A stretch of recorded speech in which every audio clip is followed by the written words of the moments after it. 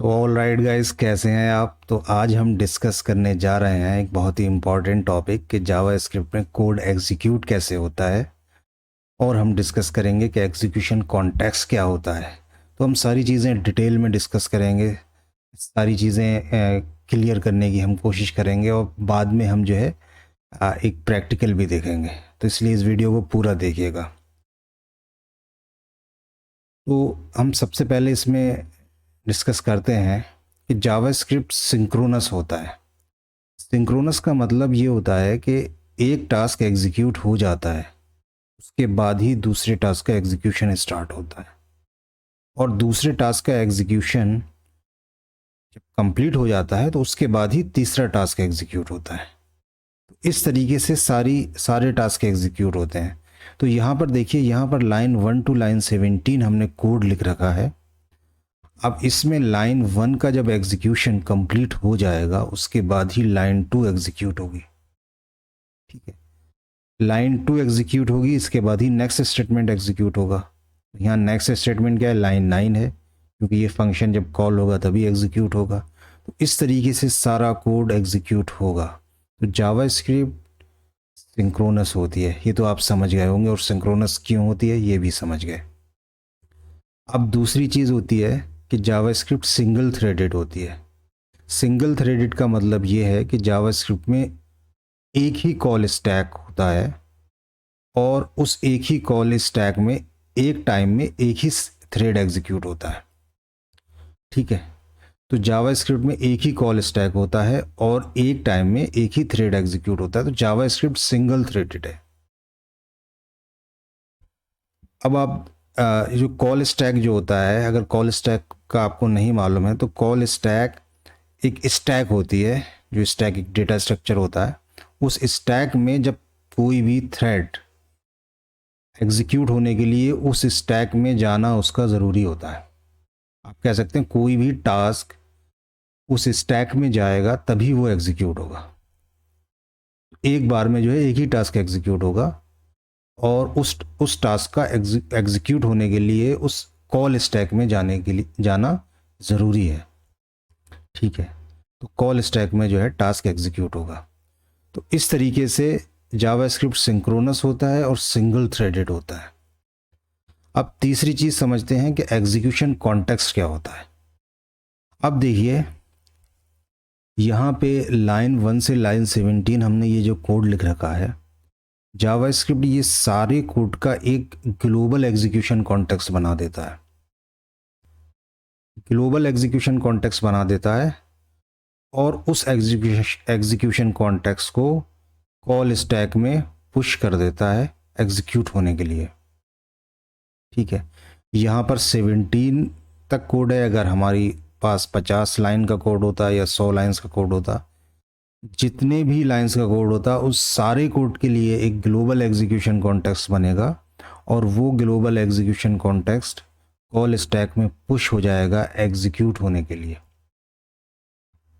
अब हम execution context को थोड़ा डिटेल में डिस्कस करेंगे। अभी पहले ये समझ लिए कि ग्लोबल एग्जीक्यूशन कॉन्टेक्स्ट बनेगा लाइन 1 टू लाइन 17 कोड के लिए, क्योंकि यहाँ पे 17 लाइन का कोड है और वो कॉल स्टैक में एग्जीक्यूट होने के लिए पुश हो जाएगा। अब जब भी कोई फंक्शन कॉल होगा, जैसे ही फंक्शन कॉल होता है तो वहाँ पर एक नया एग्जीक्यूशन कॉन्टेक्स्ट बन जाएगा और वो कॉल स्टैक में पुश हो जाएगा। यहाँ पे देखिए लाइन 9 पर ऐड फंक्शन कॉल हो रहा है। तो ऐड जब फंक्शन कॉल होगा, जैसे ही ये फंक्शन कॉल होगा एक नया एग्जीक्यूशन कॉन्टेक्स्ट बन जाएगा लाइन, और वो कॉल स्टैक में पुश हो जाएगा। लाइन नंबर 4 टू 7 के लिए एक एग्जीक्यूशन कॉन्टेक्स्ट बनेगा। ठीक है, फंक्शन में जितना भी कोड होता है उतने कोड के लिए एक एग्जीक्यूशन कॉन्टेक्स्ट बनेगा, और वो एग्जीक्यूशन कॉन्टेक्स्ट कॉल स्टैक में पुश हो जाएगा। और जितने भी फंक्शन कॉल्स होंगे, हर फंक्शन कॉल के लिए एक नया एग्जीक्यूशन कॉन्टेक्स्ट बनेगा, और वो कॉल स्टैक में एग्जीक्यूट होने के लिए पुश हो जाएगा। अब देखिए, पुश तो हो गया कॉल स्टैक में। अब कॉल स्टैक से बाहर कब आएगा? कॉल स्टैक से बाहर जब आएगा जब उस एग्जीक्यूशन कॉन्टेक्स्ट में जितना कोड था वो सारा कोड एग्जीक्यूट हो जाने के बाद। ग्लोबल एग्जीक्यूशन कॉन्टेक्स्ट में लाइन 1 टू लाइन 17 यहाँ कोड है, तो लाइन 17 जब एग्जीक्यूट हो जाएगी इसके बाद ये global execution context call stack से बाहर आ जाएगा। और इसमें जब ये ऐड का एग्जीक्यूशन कॉन्टेक्स्ट है, इसमें लाइन 4 टू लाइन 7, जब लाइन 7 एग्जीक्यूट हो जाएगी इसके बाद ये एग्जीक्यूशन कॉन्टेक्स्ट कंप्लीटली एग्जीक्यूट हो जाएगा और कॉल स्टैक से बाहर आ जाएगा। इसी तरीके से मल्टीप्लाई में लाइन 11 टू लाइन 14 एक एग्जीक्यूशन कॉन्टेक्स्ट बनेगा, वो कॉल स्टैक में पुश होगा और जब लाइन 14 एग्जीक्यूट हो जाएगी उसके बाद वो कॉल स्टैक से बाहर आ जाएगा। तो इस तरीके से हमारे इस कोड में 3 एग्जीक्यूशन कॉन्टेक्स्ट बन रहे हैं। एक तो ग्लोबल एग्जीक्यूशन कॉन्टेक्स्ट जो पूरे कोड के लिए लाइन 1 टू लाइन 17 के लिए है, और इसके अलावा एक ऐड फंक्शन जब हम कॉल करेंगे तब एक एग्जीक्यूशन कॉन्टेक्स्ट बनेगा लाइन 4 टू लाइन 7 कोड के लिए। फिर इसके बाद जब हम मल्टीप्लाई फंक्शन कॉल करेंगे तो फिर एक और एग्जीक्यूशन कॉन्टेक्स्ट बनेगा 11 टू 14।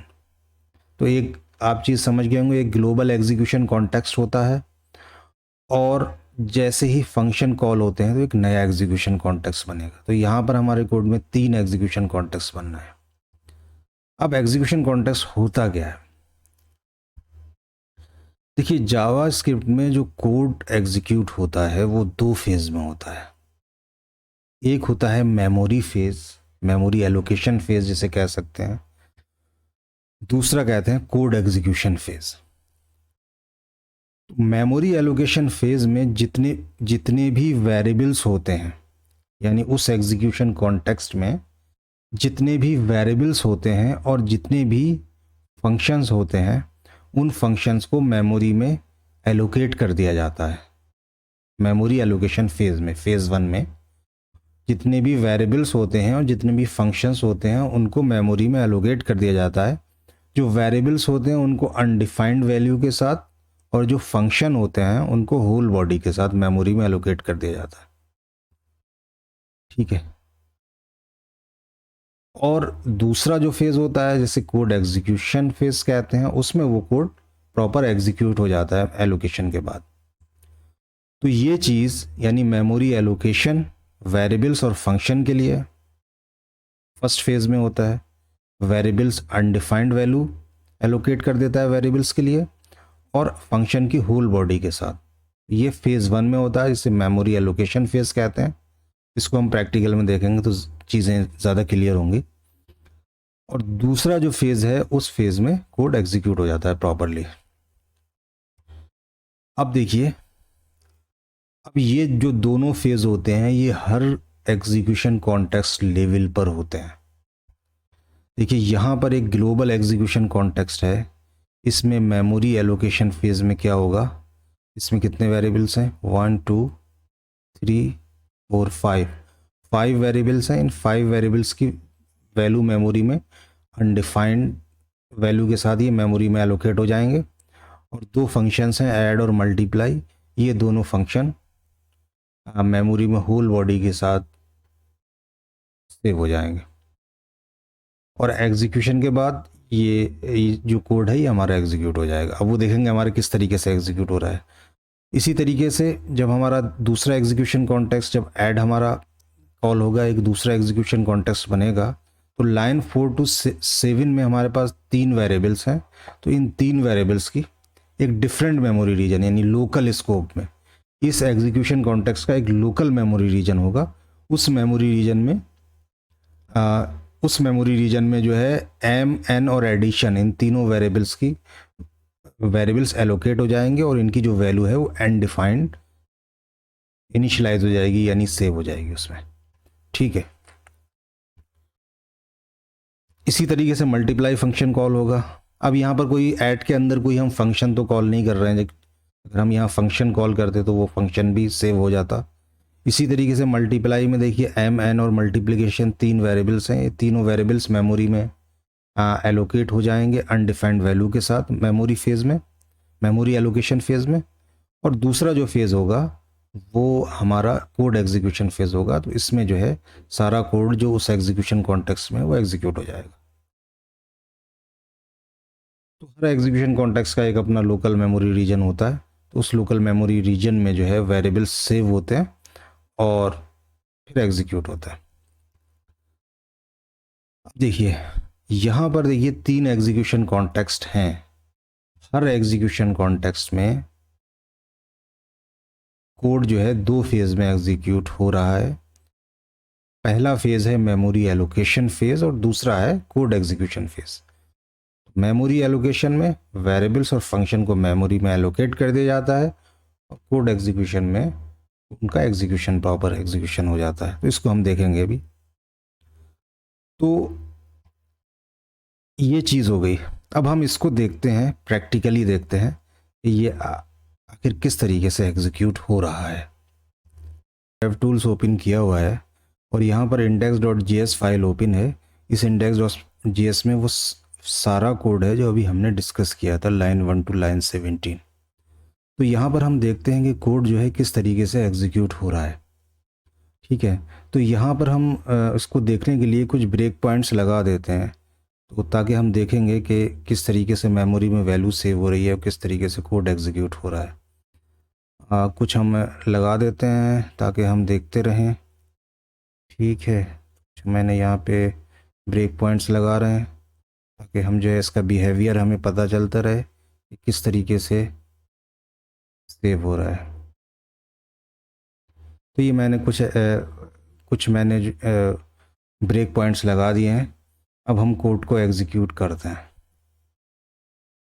हेलो, तो यहाँ पर देखिए हमने कोड एग्जीक्यूट किया और यहाँ देखिए स्क्रिप्ट मेमोरी रीजन में, यहाँ पे स्क्रिप्ट रीजन में एडिशन, कोड और मल्टीप्लिकेशन तीनों जो वेरिएबल्स हैं इनको मेमोरी में एलोकेट कर दिया गया है अनडिफाइंड वैल्यू के साथ। हमारा जो इसमें वेरिएबल्स हैं कितने हैं ग्लोबल एग्जीक्यूशन कॉन्टेक्स्ट में, 1 2 3 4 5, यहाँ पर 3 हैं।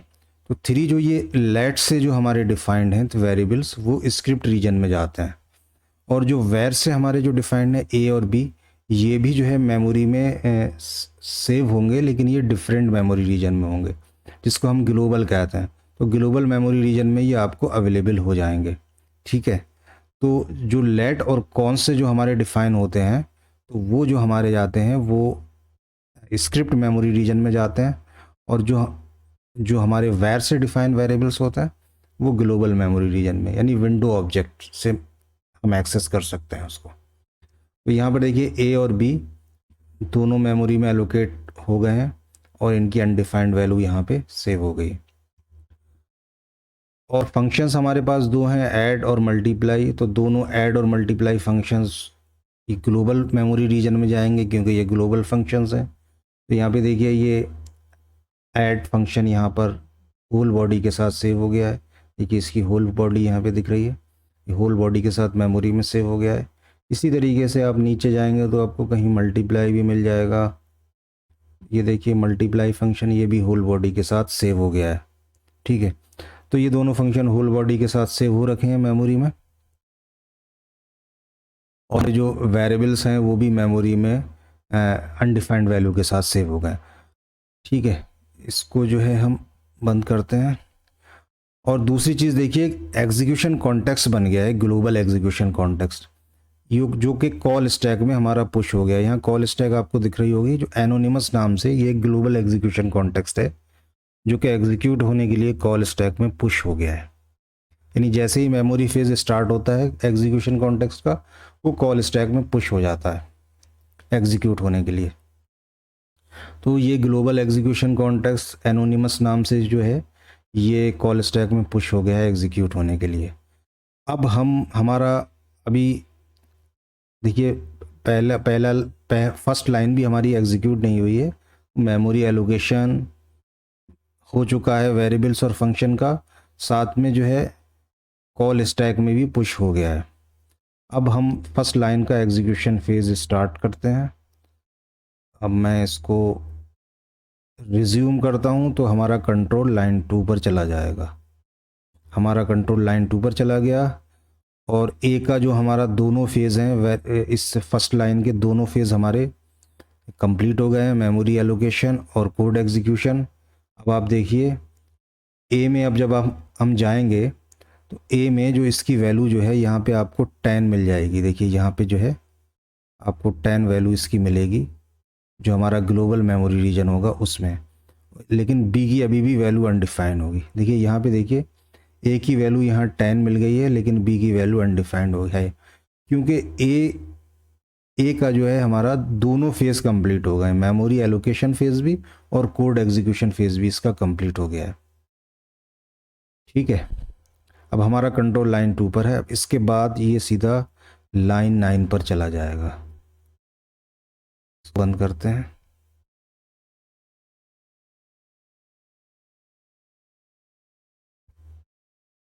ये मैं इसको जो रिज्यूम करता हूँ, ये हमारा लाइन 9 पर चला गया। लाइन 9 पर चला गया। अब देखिए ए की वैल्यू और अब देखिए यहाँ पर लाइन 9 पर चला गया और यहाँ देखिए कॉल स्टैक में या कॉल स्टैक में एक ही एग्जीक्यूशन कॉन्टेक्स्ट है जो कि एक ग्लोबल एग्जीक्यूशन कॉन्टेक्स्ट है।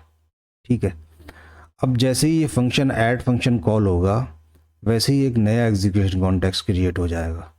ठीक है, इसको देखिए।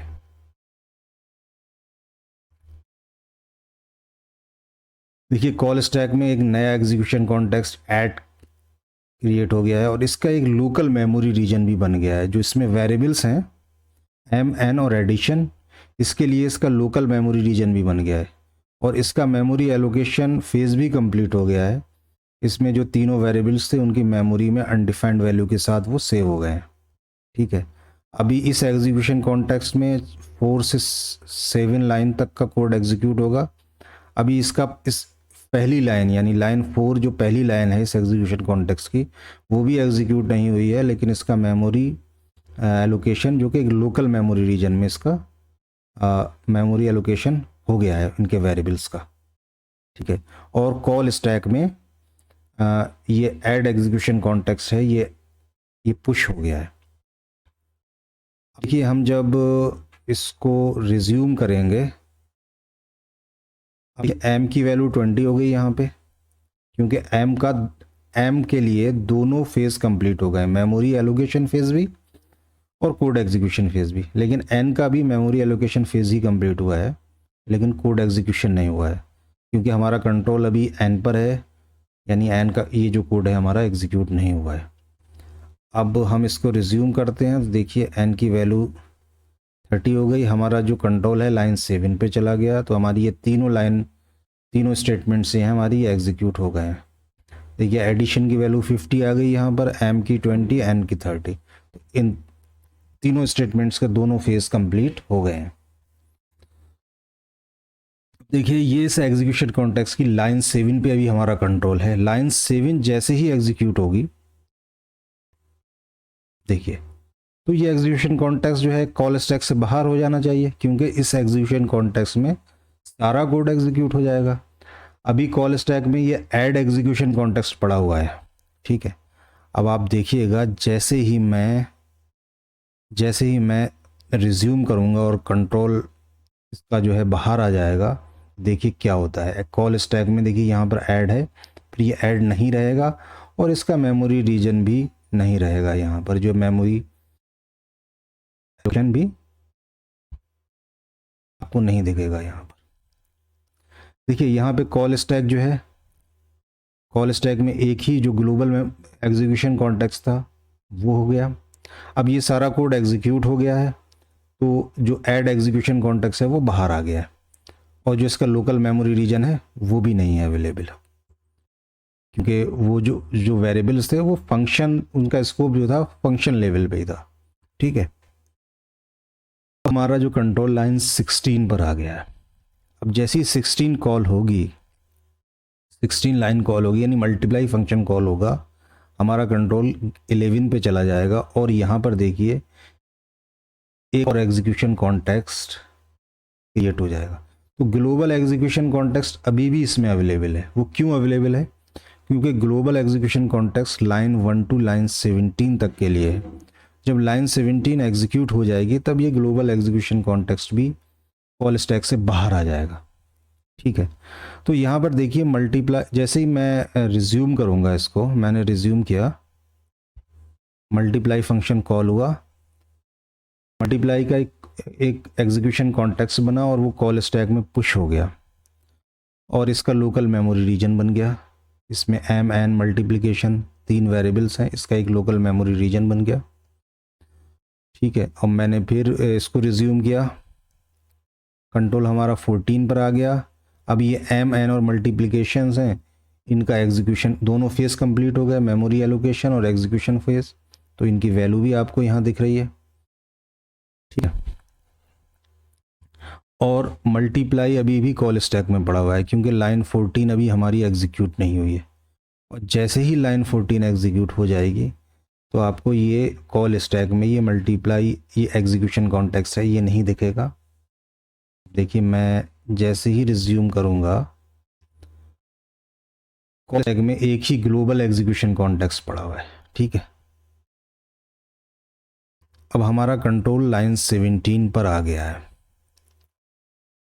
अब देखिए यहाँ पर कोड की अभी वैल्यू आपको अनडिफाइंड दिख रही है क्योंकि ये जो कोड वेरिएबल्स है इसका सिर्फ मेमोरी एलोकेशन फेज ही कंप्लीट हुआ है, एग्जीक्यूशन फेज इसका कंप्लीट नहीं हुआ है।